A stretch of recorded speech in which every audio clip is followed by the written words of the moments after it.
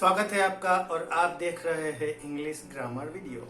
Dear friends, क्या आप जानते हैं कि आकाश में होने वाली बिजली को इंग्लिश में क्या कहते हैं? तो जवाब है लाइटनिंग। LIGHTNING, lightning. तो दोस्तों, आपको बिजली का तो इंग्लिश शब्द मिल गया, लेकिन आप उसे वाक्य में कैसे उपयोग करेंगे, उसका वाक्य में कैसे प्रयोग करेंगे? तो चलिए इस बिजली शब्द को हम अलग अलग वाक्य में, जो 12 टेंस के वाक्य है, उसमें उपयोग करते हैं। तो चलिए शुरू करते हैं। पहला वाक्य है, बिजली आकाश में होती है। तो ये वाक्य साधारण वर्तमान काल का है, यानी प्रेजेंट सिंपल टेंस। आप उसे सिंपल प्रेजेंट टेंस भी कह सकते हैं। तो इसका इंग्लिश हुआ the lightning occurs in the sky. Occur मतलब होना, जो खुद V1 है। अकर मतलब होना, लेकिन अकर्स को हिंदी में कहेंगे होती है। अकर्स का मीनिंग हुआ होती है, क्योंकि ये सिंपल प्रेजेंट टेंस का वर्ब है। नेक्स्ट, बिजली आकाश में हुई।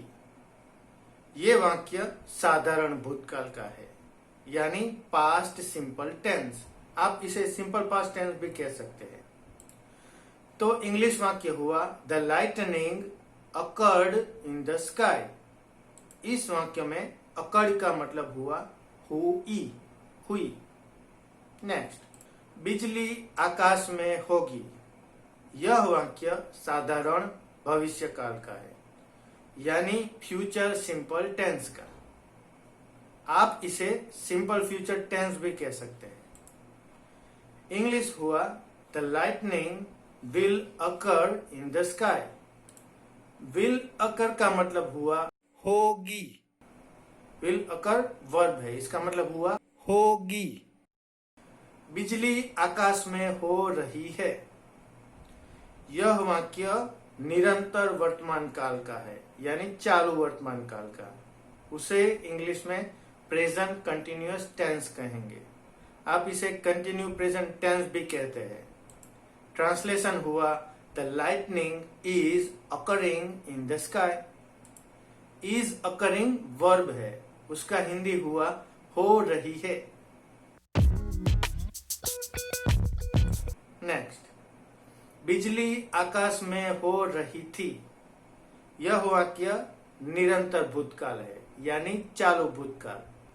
चालू भूतकाल यानी पास्ट कंटिन्यूअस टेंस। आप इसे कंटिन्यू पास्ट टेंस भी कहते हैं। इंग्लिश हुआ the lightning was occurring in the sky.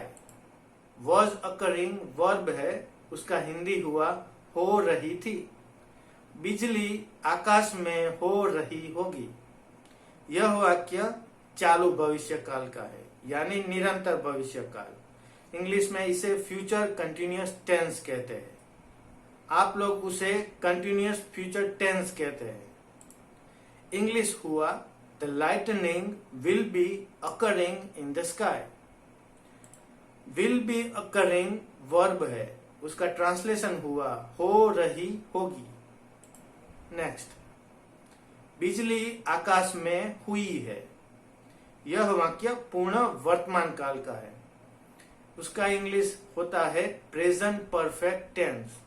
आप इसे परफेक्ट प्रेजेंट टेंस भी कहते हैं। इंग्लिश हुआ the lightning has occurred in the sky. Has occurred verb है, उसका ट्रांसलेशन है हुई है। बिजली आकाश में हुई थी। यह वाक्य पूर्ण भूतकाल का है, यानी पास्ट परफेक्ट टेंस। आप इसे परफेक्ट पास्ट टेंस भी कहते हैं। इंग्लिश है the lightning had occurred in the sky. Had occurred verb है, उसका ट्रांसलेशन हुआ हुई थी। दोस्तों, हैड अकर्ड पूरा वर्ब फ्रेज है, मैं यहाँ वर्ब बोलता हूं इसको। नेक्स्ट, बिजली आकाश में हुई होगी। यह वाक्य पूर्ण भविष्य काल का है। पूर्ण भविष्य काल को इंग्लिश में फ्यूचर परफेक्ट टेंस कहते हैं और आप इसे परफेक्ट फ्यूचर टेंस भी कहते हैं। इंग्लिश है the lightning will have occurred in the sky. Will have occurred verb है, उसका ट्रांसलेशन हुआ हुई होगी। बिजली आकाश में होती आ रही है। यह वाक्य चालू पूर्ण वर्तमान काल का है। उसे इंग्लिश में प्रेजेंट परफेक्ट कंटिन्यूअस टेंस कहते हैं। आप उसे कंटिन्यूअस परफेक्ट प्रेजेंट टेंस भी कहते होंगे। ट्रांसलेशन हुआ इंग्लिश में the lightning has been occurring in the sky.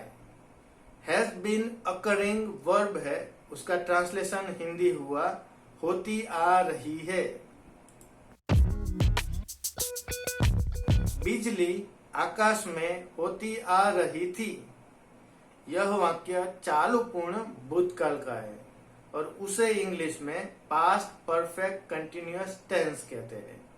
आप उसे कंटिन्यूअस परफेक्ट पास्ट टेंस भी कहते होंगे।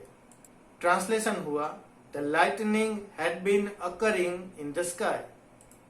हैड बीन अकरिंग वर्ब है, पूरा वर्ब फ्रेज है, उसका ट्रांसलेशन हुआ होती आ रही थी।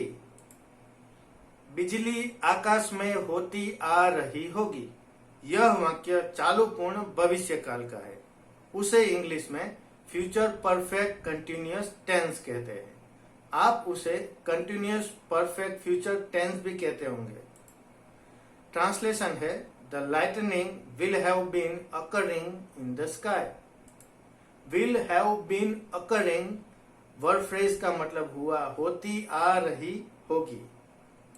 तो दोस्तों ये था वीडियो बिजली के बारे में। बिजली को इंग्लिश में क्या कहते हैं और हमने बिजली शब्द को अलग अलग 12 टेंस में उपयोग किया। बिजली शब्द को अलग अलग 12 टेंस में प्रयोग किया। तो that's all for the day. Thank you.